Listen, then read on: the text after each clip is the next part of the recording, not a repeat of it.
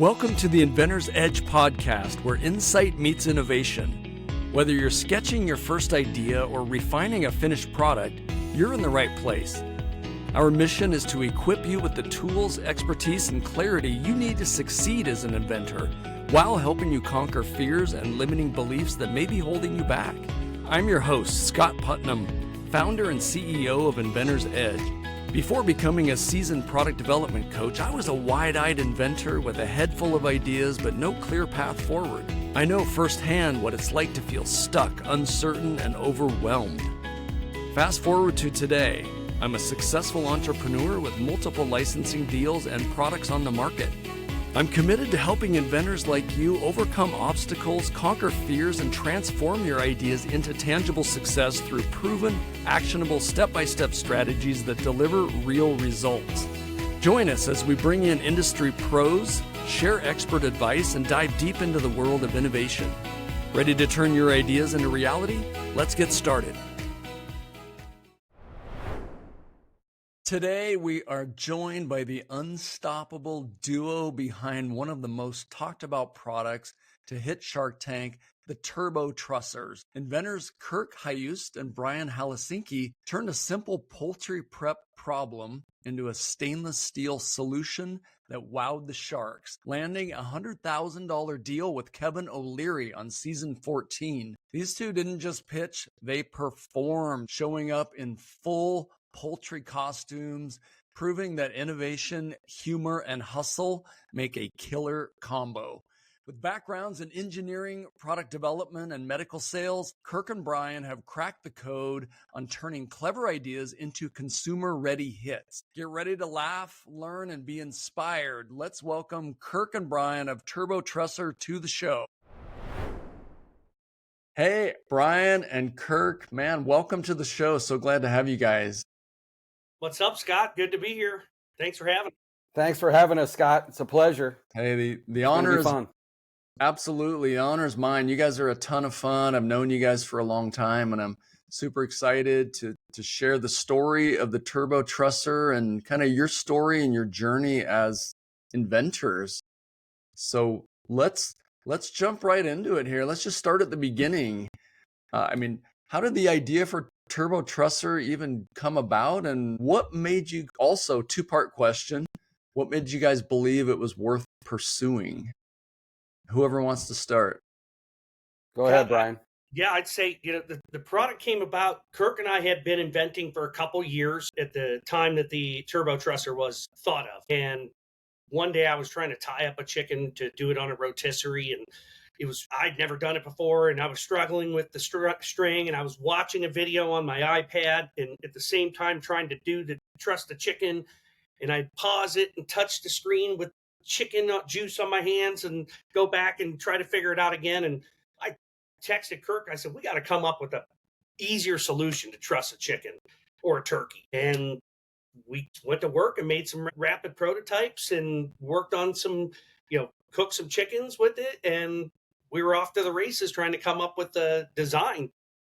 But it goes back even further, is that, like we were in the invention game to try to license our products. Mm-hmm. And, we had some success in that prior to the Turbo Trusser, but both of the companies we had licensed these products to, due to COVID, they had not been able to fulfill the agreement and had to return the licensing agreement. And with the Turbo Trusser, it was so simple enough, we decided we could make it. So it's kind of the beginning of it was, I couldn't figure it out. I'm like, this sucks. Let's come up with a better way to do this. Yeah, and I've trussed, in my former life, I was a chef, so I've trussed many chickens and turkeys in my life, and I'm like, God, that would be a great gadget to have, because I hate tying up birds. It's messy. You can never figure it out, especially on a rotisserie. It always falls off because the string gets loose, and so that's when it was born. Yeah. Let's go back even further. How do you guys know each other? You were friends for a long time before that? No, I actually renovated Brian's house. Okay. One of Brian's friends, I did a bunch of work in one of Brian's friends' houses, and he bought a new house and needed somebody to do it. So I went over there and gave him an estimate. I was at his house for about, 6 or 8 months. And And I was in the middle of my first invention was the Kirk wrench, which we're actually still working on. We're working on getting that manufactured here in the United States now too, because it's been a long journey. I started it in 2014. And I was showing Brian my prototypes because I was at the prototype stage, and he's like, man, I'd really like to, invent too, because he has a lot of great ideas for solving problems. And so we got to know each other when I was working at his house. What was it, 2016, Brian? Yeah, probably about 10 years ago. And then we came out with the smokestacks pans was our first invention, to stack multiple pans inside of a smoker. And we went on Kickstarter. We got funded on Kickstarter with that, but our business fizzled out. It was too difficult to make. And, so then we invented some other things, and, we licensed one of our products right before COVID. We actually licensed that Kirk wrench. We licensed the Kirk wrench and the lid that we invented, and we lost those. And then we had a bunch of other inventions before that, we're just seeing, what's going to stick against the wall. File that PPA, go out and pitch to companies, see if anybody's interested. You don't get any interest. You let the PPA go, you move on to another product. Yeah. Like with the Turbo Trusser, we're like, well, we got some great interest. We still tried to license it because ultimately, we're not manufacturers. We've never launched a product really before. We did, but it wasn't super successful. Mm-hmm. We're like, this one's simple enough that we could do it. Yeah. And we could do it here. There's magic in the simplicity of it. When I'm coaching people, we talk about that all the time. If you're for your first product that you're going to venture on your own and bring it to market on your own, if you're thinking about a carrot peeler or a hoverboard, let's go with the carrot peeler. It's just everything's going to be a lot easier all the way through. So that's awesome. Well, Kirk, for you, I know we coached together, and I was curious about your background with coaching other inventors for quite a while and mentoring them. How did that did that shape the way you approached launching the Turbo Trusser with Brian in any way? Oh, for sure. You're as a coach, you're always trying to help your students come up with a simple product to make, try to make it more simplistic. And so like even for instance, our wires, with the wires, we had a different size wire for the chicken and the turkey at the very beginning because, they're smaller birds. Mm-hmm. But we started talking about manufacturing, and this is like even helping students out. I would always try to help them make their product more simple to manufacture. So instead of having two different wires, now we have one wire that works for the chicken and the turkey. So we don't have two different kinds of packaging because if the wires are smaller, the packaging would have to be different. So the blisters would all be the same size. But it's just crossing all your, T's and dotting all your I's pretty much, and trying to think of everything you could think of. So when you go to the manufacturer, like we tried to license it before, we had some really good feedback, and we had a couple companies that were really interested. One of the big players looked at it for 3 or 4 months. But they thought it was too seasonal. So that's why they didn't go. And we said, hey, if we can make it here in the United States, we're going to do it. So we ended up finding all of our manufacturers within an hour of our house because we're in northeastern Ohio. So, like for instance, on Monday, I went and picked up boxes for our cream cheese platter at the Buckeye Corrugated in Worcester. It took me 30 minutes to get there. Went in my pickup truck, picked a load of boxes up, took it back to our shop. And a few weeks ago, we were up at our stampers working things out for our order that's going to be in Lowe's here soon. And so it's just like it being face to face with everybody and being that close has been a real bonus for us. That is so huge. So many companies are dealing with tariffs in China and overseas, and you wait for your shipments, and that's cool to have them so close to you guys. I was curious too. You guys are like, man, superstars now that you were on Shark Tank, that rise to stardom. I'm honored to even have you guys on this podcast because I know you're at celebrity status now. And I wouldn't say that, but we're trying to get it out there. One hit wonders, maybe 15 minutes of fame. Yes, we got that, but I don't know about superstars. Yeah. You guys have some JoJos to go on in those costumes on Shark Tank in front of 25 million people or something. Yeah, it's a lot of people, and it was definitely nerve-wracking being on Shark Tank. It was probably the most nervous thing I've had to do, going out there, being ready to answer any question that may come your way, and just, Yeah. memorizing the pitch you have to give. And you say Yeah. it so many times, eventually you're like, am I even saying this right? Is it coming out right? And, And Mm. for me, it didn't. For me, I messed up the pitch. I recovered, but I was so nervous up there. It was crazy. But, we did, I recovered and we ended up getting a deal with Kevin, and Yeah. it launched us into, we've done a lot of things that we couldn't have done if we weren't on Shark Tank. Yeah. Let's talk about that. I was curious about the experience, but also what has changed since you've been on Shark Tank? Well, when we went on Shark Tank, we had two products. We had the Turbo Trusser for chicken and one for turkey. And since then, we've probably added 10 additional products. We've got a product for smoking cream cheese, brie cheese. We've got a jalapeno popper rack. We've got our own set of seasonings and brines for poultry. Yeah, we've tried to expand the brand and offer our customers more products. And the rubs and brines, obviously, there's no inventing there. That's just you got to come up with the right mixes. But with the other products, we have come up with other innovative patent pending products, such as the cream cheese platter or the jalapeno popper rack. Those are unique, different products that aren't available on the market other than through us, which is kind of cool. So we've just been trying to plug away at expanding the Turbo Trusser brand. We're also going to be launching into 250 Lowe's stores in the fall for one SKU. We're going to have the Turkey Turbo Trusser is going to be in Lowe's. Right when you walk in the main aisle, they have what they call a turkey pod, and we're going to be in 250 of those stores with a display that's got 21 of the turkeys on there, Turbo Trussers. And we're hoping if we do well, we can expand that further next year into more Lowe's stores and hopefully into other retailers. And then we can start to, once we can establish ourselves, potentially offer them other retail ready products like the cream cheese platter or the chicken turbo trusser, the seasonings, and maybe we can have a small section in some of these stores where, people can see our products, put their hands on it, and then purchase right at the point of sale. Awesome. Congratulations. That is so huge. Yeah, thanks. It's You're in tremendously difficult to get into retail, Yeah. Well, we lucked out too with, yeah, it's hard. With Lowe's though, we won the Platinum Award with Lowe's back in, was that March? When was that?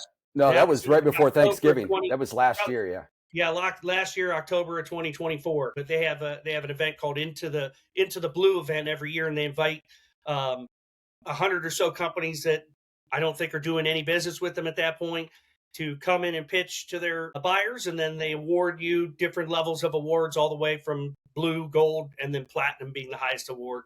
Each level of award comes with a larger commitment for Lowe's to do business with that particular vendor. And so we're really excited to get that opportunity to be in Lowe's, and hopefully the customers out there see our product, they like it, they purchase it, so we can grow that brand in that space next year. That is so huge. I mean, that alone will hopefully completely transform the dynamics of the distribution and just continue to grow the brand.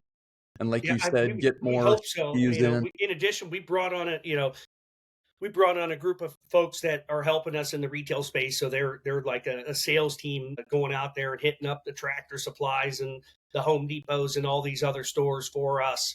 And they have that retail presence, other products in the market. So it makes it easier when you can go in and say, hey, I got 3-4 different products you can purchase versus one product, one SKU. A lot of companies don't want to do business that way.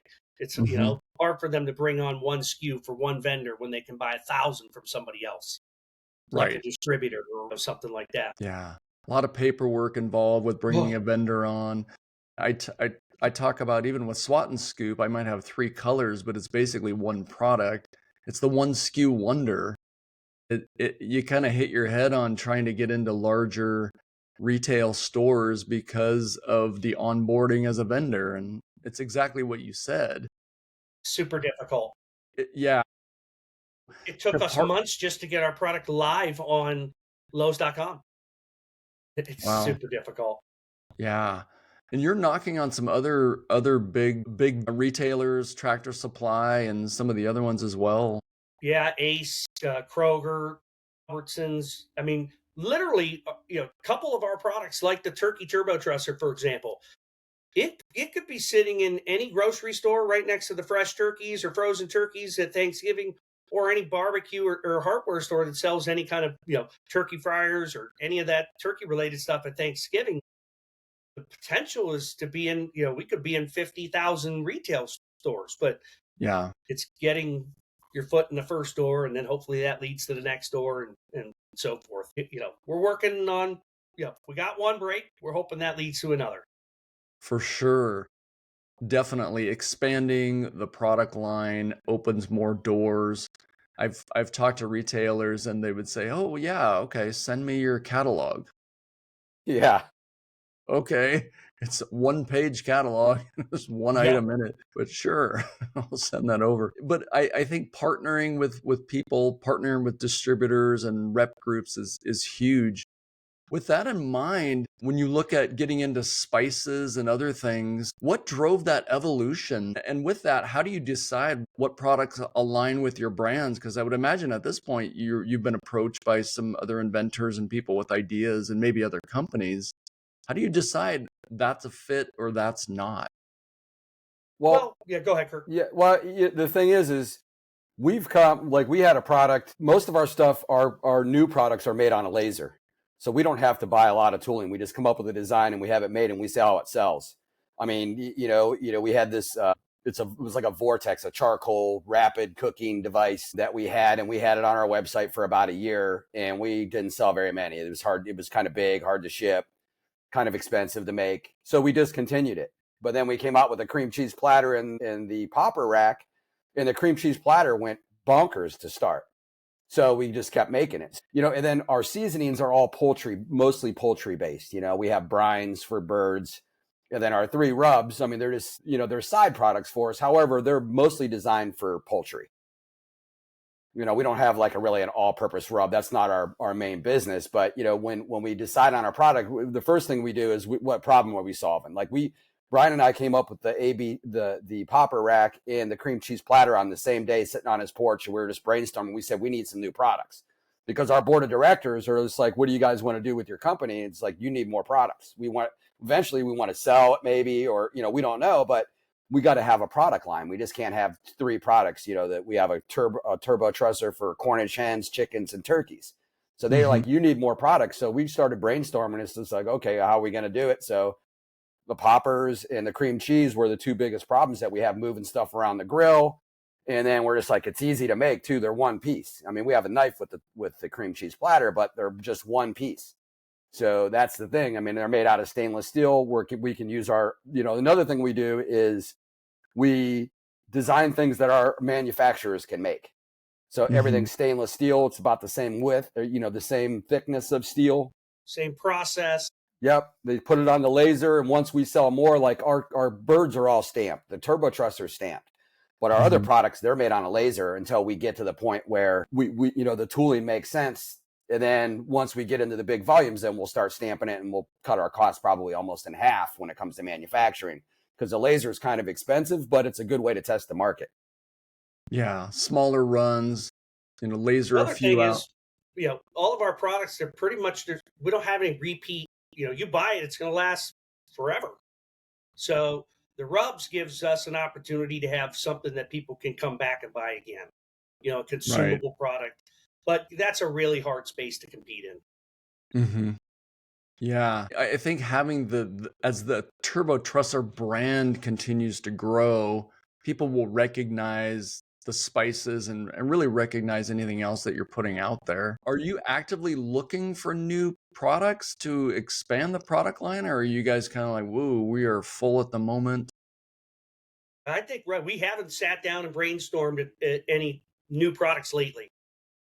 Yeah, because we have our hands full with what we're doing now. Yeah. That makes sense. We do have another product that is fully patented, utility patent, that we would like to bring out, but it's not something that we can make here, most likely. So because of the cost, we would have to make this product in India probably. And it's a barbecue related product. We had licensed it before to a big company that had a lot of shelf space in Home Depot. They were in every Home Depot, and they filed bankruptcy right during COVID, right after they licensed our product. So they had to return the license. And it's been sitting there. We know it's a hit. We just don't have the means to produce it right at this moment because of everything else. We're trying to launch into Lowe's. It's a bigger, it's a more expensive product, so it's going to cost more everything, tooling, the shipping of it. You're going to have to ship it here in a container, all of the logistics of that. We're thinking Yeah. about potentially when we're ready, we may do a Kickstarter for this product and then launch it that way. So if we could get some pre-orders, that'll help us to know, hey, people want this product. We can test that market. And then we can go, and we've already got the manufacturing pretty much ready. We just haven't pulled the plug on the Kickstarter yet. Gotcha. I think this will be an area for you guys since you've been dealing domestically, all of a sudden getting into bringing stuff in overseas, and there's tariffs and there's customs and all the stuff that you haven't had to deal with, which is a huge benefit of making products in the US for sure. Not to mention the doors it probably opens with retailers. And there's always challenges and things. I was curious about what some of the biggest challenges or surprises have been as you're growing your business after Shark Tank. Challenges and surprises. What would you say to that? I would say the knockoffs that we experienced right after Shark Tank was a surprise. Yeah. Big surprise. Took a significant amount of business away from us for a while. We did partner with the company that was able to sue and recover some of that money, but it was nothing compared to what we lost. Mm-hmm. We're still experiencing it today. Yesterday we found a counterfeit product cream cheese platter on Amazon, and I sent a letter to them or a message to them that they needed to remove it and the patent number, and hopefully they're going to remove it. But even to this day, we're still experiencing counterfeit products, which to me is really the most eye-opening. It's how easily they can just take your idea, make it, and put a listing on Amazon and destroy your business if they want to, if they can. And our products are so easy to manufacture that, if you don't have IP on it, I mean, that's your only prayer. But, we designed it so it'd be easy to make, but it's also easy for other people to make. But, like with people around the world, they don't care. They just steal. You do all the work. We spent years developing our stuff, and then they just come in and they can just make it and take it and put it on Amazon and Amazon. Yep. And Amazon, they are, we've had other things taken off Amazon because we have brand registry, but still they just let them put anything on there. And, it's a fight to get it off sometimes. Like when the first time when we got ripped off, we ended up getting everything taken down after we sued everybody. But man, it took a few months for that to get resolved. Yeah. You had mentioned an organization, I think it was iacc.org, that can help you get counterfeits, not necessarily off Amazon, but off of Alibaba, AliExpress, some of the overseas sites. Well, the free service, yes, you can get it off Alibaba, 1688.com. There's another one, AliExpress, but they're all Alibaba. But also you can do it. IACC has a paid program too that they also can do Amazon. I think it's like $5,000 a year, but if you're getting knocked off that, yeah, they have inside track to get stuff taken off on Amazon too. But we're working with the agency right now that helps us with that too. Helps deter and take off knockoffs on Amazon, because that's our biggest market right now is Amazon. That's great. How did you find that organization you're working with now to help get the knockoffs off Amazon? Another Shark Tank contestant. Nice. Really cool. Yeah, they're an agency that handles, listings, advertising. They can do Meta. They do advertising on Amazon. It's basically an ad agency that manages our brand on Amazon. It's still our listing, but they just help us run the ads and things like that. Okay. Yeah. Amazing ads, right? Yeah, those guys are great. I didn't know they helped with knockoffs as well. I didn't know that was something that they did. I don't know how much. Basically, they'll file a violation, but I don't know how much more help they'll do than that. Most of the help was from IACC, and they put us, I think, in touch with the lawyer, right? Yeah, Edison IP. Yeah, Edison IP. Edison IP. Yep, they will. If your claim, if you ripped off big enough, then they'll take your case and then give you a percentage. I think we got 40% of what the settlement was. They sued like 150 companies. There were 150 companies that had listings across everywhere, and that they found, and they went after every one of them and sued every one of them. And we ended up getting a settlement check. Like Brian said, it wasn't near what it was. I mean, they ended up, Edison IP found that they stole like $238,000 in sales from us. So that's huge. Man. Yeah. So nice to get a little chunk of that back. Nice that you didn't have to shell out a lot of capital for attorneys up front, and could just get we a wouldn't have been payday. able to do it. We would have just been at a loss. Yeah, which happens a lot. Well, I know a lot of inventors struggle to go from, I have a great idea, to get it to market. What advice would you give those who might be sitting here listening, feeling really stuck or overwhelmed in that really early phase? You just got to keep pushing forward. I mean, that's the thing is you're going to have some bad days, some good days, but it's tough, but you just have to just keep plugging. I mean, every day get something done. One thing, like if you're going to sell on Amazon, you want to definitely get your trademark, and you want to go for brand registry on there, because, it's a lot easier to take off knockoffs when you have brand registry.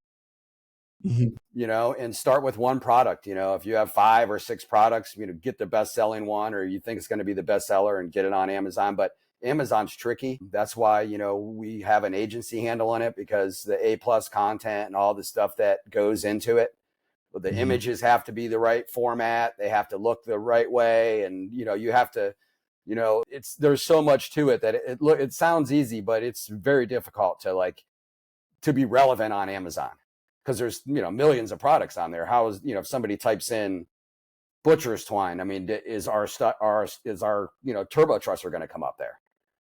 And truss a turkey. But, luckily, we have reruns on Shark Tank, and our brand is kind of known, but when we get reruns, a lot of people go to Amazon and buy our product, but they type in Turbo Trusser. So it's easy for us.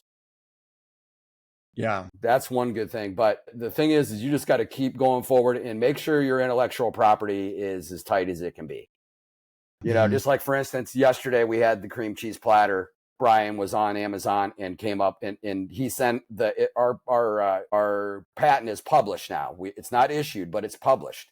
So you can go in and see it. So in that letter he sent to this company that had a knockoff, he sent that publication notice to them, and it's like, listen, you're infringing on our patent. So, trademark and PPAs to start. And that the thing is you want to get your IP in order. Yeah. Because it's your only protection. Especially if you're venturing, and when you're licensing, a PPA can get you on the radar, get it in front of companies. You have patent pending legally on your sell sheet.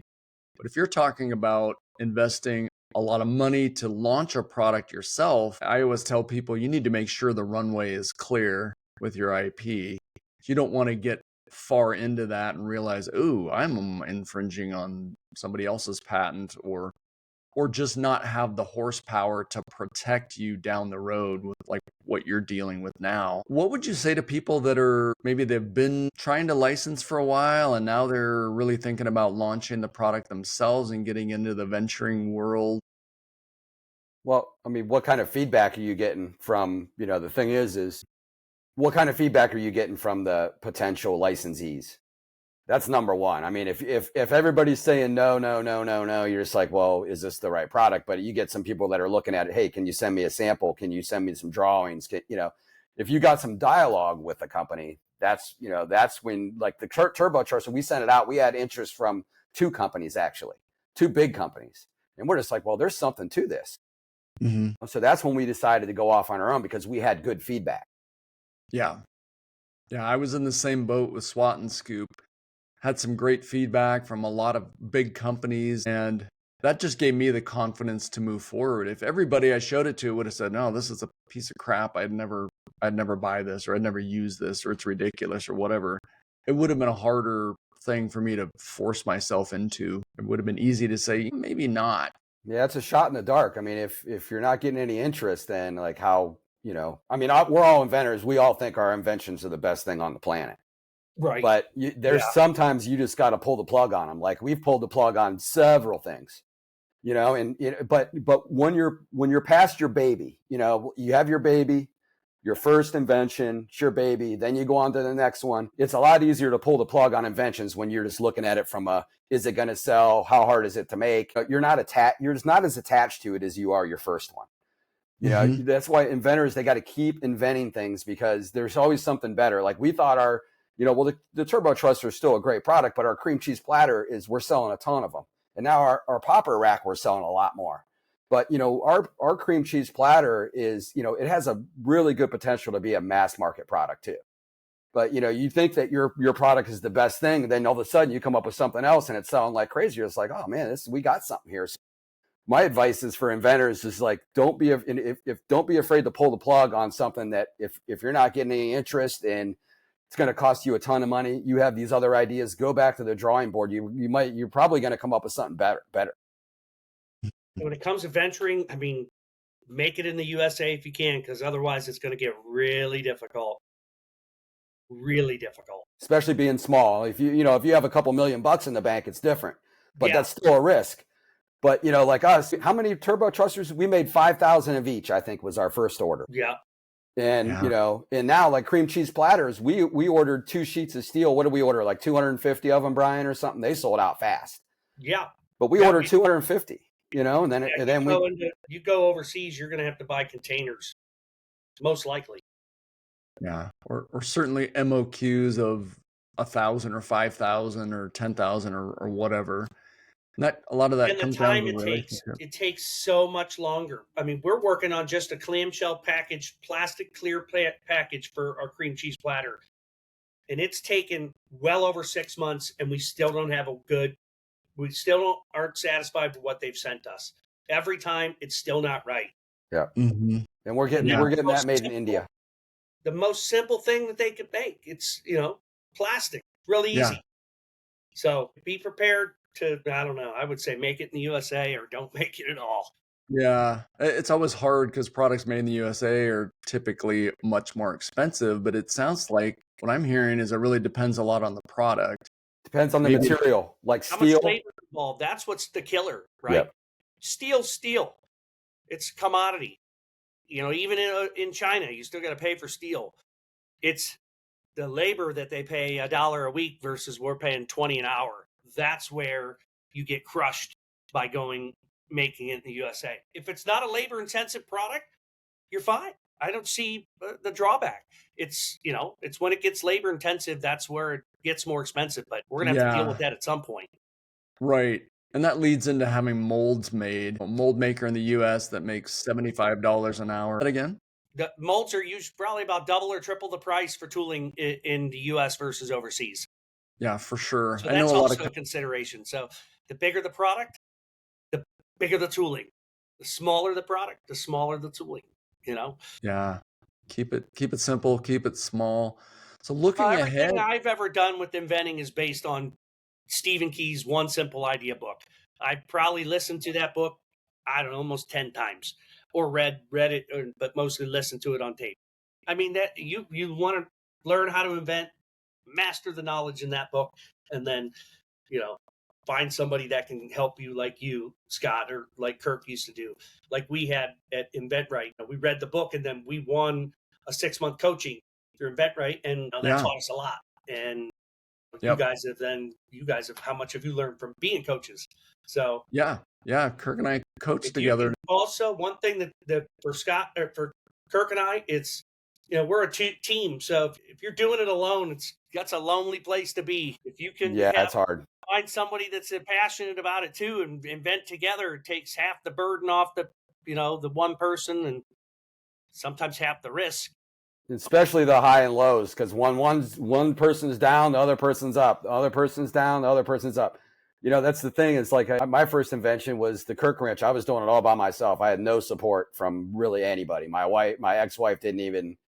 She thought I was crazy. That's a common theme. Yeah, and and Brian's like, "Hey, let's start inventing together." I'm like, I'm all in because doing this stuff by myself sucks. Yeah. It does. And there's so many of us out there that are lone wolves. I talk about this all the time and trying to figure it out. And you're going down these rabbit holes and spending a lot of money in places you don't necessarily need to. For Inventor's Edge, that's why I created the membership, is to really have a place people can come together, support each other, share ideas. Sometimes it's a, hey, here's a tissue or here's a pat on the back. It's going to be okay. It's having that support network is huge. It is huge. Do you get a lot of that from the experience on Shark Tank, or are there resources that have really helped you guys with that in mind about not being alone or even not trying to figure it all out? Honestly, I mean, Shark Tank is awesome, and Kevin O'Leary, he's still part of our business, but most of it's done. We're on our own. He's got a lot of different companies he's invested in. He helps us when he can, but the running the day to day and trying to get into retail right now, that's all on us. Mm. Whether that ever changes, I don't know. But right now, we're working it by ourselves. We are connected with other people that are on Shark Tank. We're like in a group with we call Shark Tank Pals, and it's anybody that's been on the show, and we've met a lot of people through that we now talk to on a regular basis that we bounce stuff off of. We have like a regular call with the two people about every month or so, and we basically get on there and cry on each other's shoulders or celebrate together. And we both were at Lowe's, so we both were on Shark Tank, both were on Lowe's, won the platinum together, and we're like, okay, let's take this journey together. And now there's 4 of us trying to figure things out, but find a buddy system, find somebody that's in the same boat, and at least like you have the membership. Being in that's invaluable. Having somebody else to bounce the ideas off of you got to have it. Yeah. And then we have a board of directors. We formed that we found this group called the Business Advisors of Cleveland, and it's a free service for small businesses that want to take advantage of coaching, basically on the business end of things. We don't run a business. Kirk does, but so we took advantage of that years ago. And now that we formed, we have 4 guys that are on our team that we meet with, quarterly or biannually. And these guys are titans of industry from around here. They've all done very successful things, and they've given us a huge amount of guidance for free. All for free. These guys are mostly retired from running their own businesses that are large businesses. Some of them are hundreds of millions of dollars. The one guy, he was the chairman of a company. And, find those free services, because there's SCORE. Every city probably has SCORE. Kirk's been a part of SCORE, I think, in the past. Ours is Business Advisors of Cleveland. Those services are around, and if you use them, they're really worth it. And just about every decent sized city has a SCORE chapter. And then you could look at other, business. If you're in the Northeast Ohio area, you could look up, the Business Advisors of Cleveland. But SCORE is it's a great resource for people that are trying to launch. Absolutely. And I wonder how many people really even know about that. So I'm glad you brought that up. It is a great resource. I've looked into that myself. And why not lean on experienced business people that have been in the industry for 30 or 40 years? That's a lot of experience. Tons. So we've gotten a lot of good advice, just like expanding our product line. The one guy that Brian mentioned that was the chairman of the board of a huge company, he was like, you guys need more products.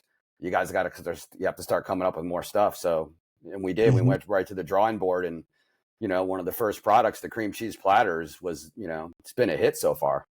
Turbo Trusser right now, we've got 2 products that are full utility patent. One, the chicken Turbo Trusser, all that's utility patent. We've got that other product we licensed that we still haven't launched yet. That's got a utility patent. And then we've filed another utility patent and a design patent. So, the company's going to hold 4 or 5 patents before long. Hopefully that those we continue to sell, and someday maybe we can find somebody that can, maybe, unless we could do it ourselves, try to get into retail, but maybe we could find somebody down the road that wants to take this and make it something even bigger, or bring it into their portfolio and add it to, a Weber or Traeger, or who knows.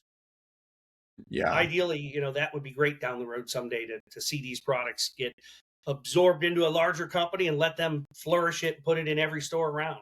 But we're going to try to do it ourselves if we can. That's beautiful. And with that in mind, looking ahead, what's next for the Turbo Trusser brand, and what do you hope inventors will take away from your journey? I'd say next up is Lowe's launching in October of 2025, 250 select stores. That's a huge opportunity for us. We're going to hope to take that and then catapult next year into being into the goal is over several thousand storefronts. This year it's going to be 250. Maybe we've got a couple ace chains that are looking at us, bringing us in this year still. Because we're domestic, we can ship it, anytime they need it, we'll be ready. It doesn't take long for us to get production. So, people are having, some companies maybe, aren't bringing products over because of tariffs or whatnot. We might be able to fill the gap. But certainly next year is expand our Lowe's footprint and then get into more retail space and try to grow that part of the business. We've got to get into retail, I think, to take this to the next level. 80 million turkeys are cooked every single year in the U.S. We've just got to be placed in front of them or around them or by the gear that you're cooking them with, like turkey fryers, etc. And people, once they use it, we have great reviews. It really works. And, that's the bottom line, is it works. That's awesome. Turkeys, chickens, other birds. Are people trussing smaller birds, even smaller than chickens and things? Cornish hens. We have a Cornish hen set. So there's a 2-pack. You get 2 Cornish hens because generally you probably make 2 of those because they're small enough for one person to eat. So you get 2 Cornish hens.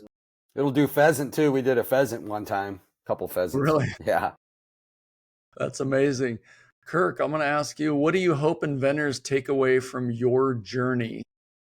Well, you just got to keep grinding. The thing is it's hard. I mean, there is no ifs, ands, or buts that it's hard, and you have to be mentally tough. I mean, my journey, I started in 2014 and I'm still going, but, you just have to keep your nose to the grindstone and try not to spend a lot of money.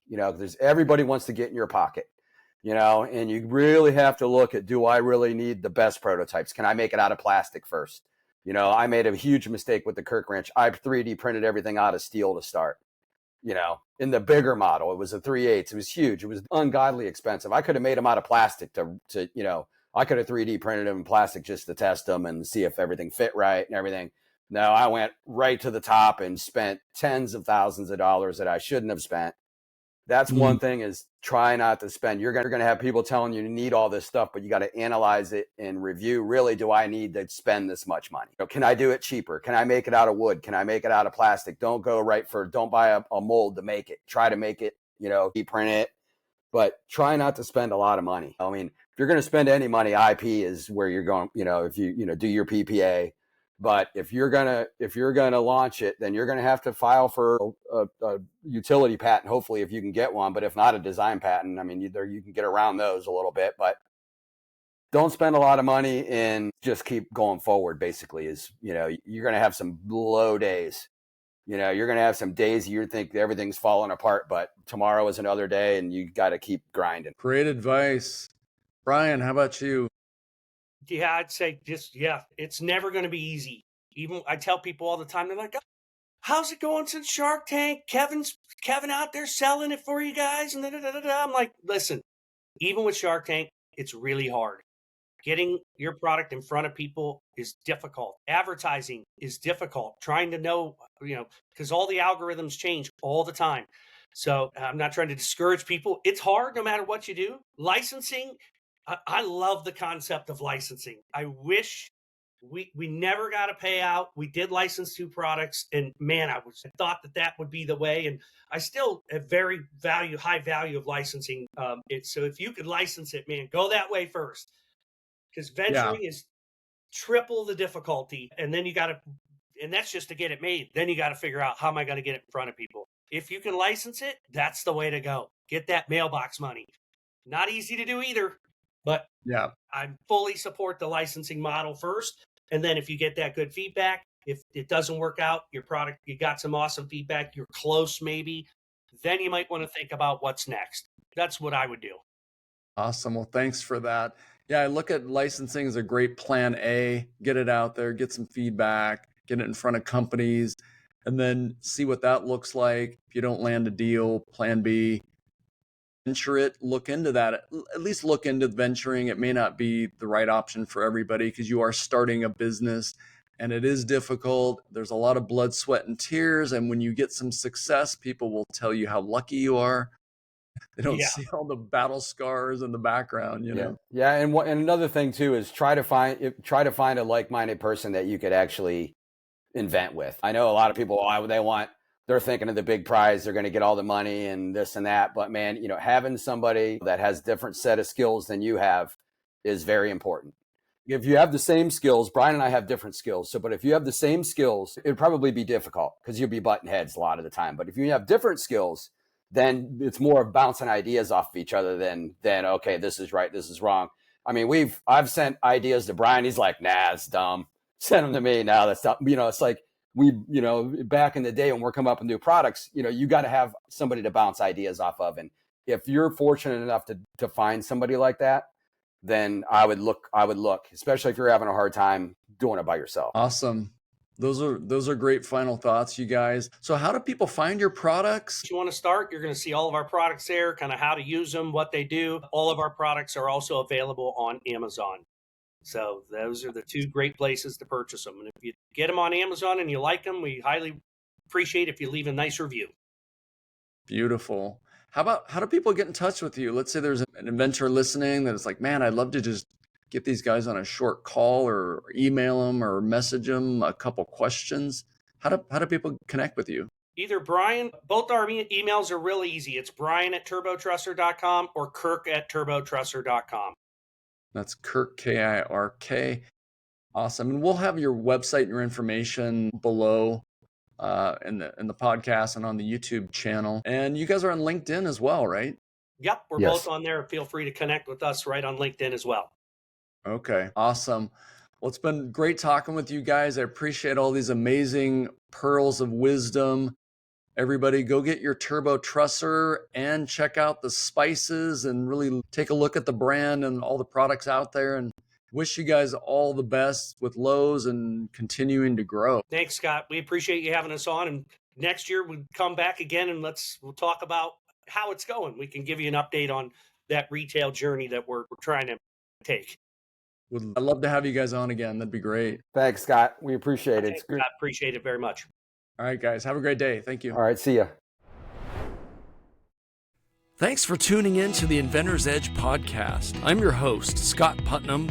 And if you enjoyed today's episode, don't forget to like and subscribe, leave a review, and please share it with fellow inventors. Your next breakthrough could be just around the corner. For more tools, tips, and resources, visit us at inventors-edge.com. Until next time, invent with purpose, innovate with passion, and bring your ideas to life.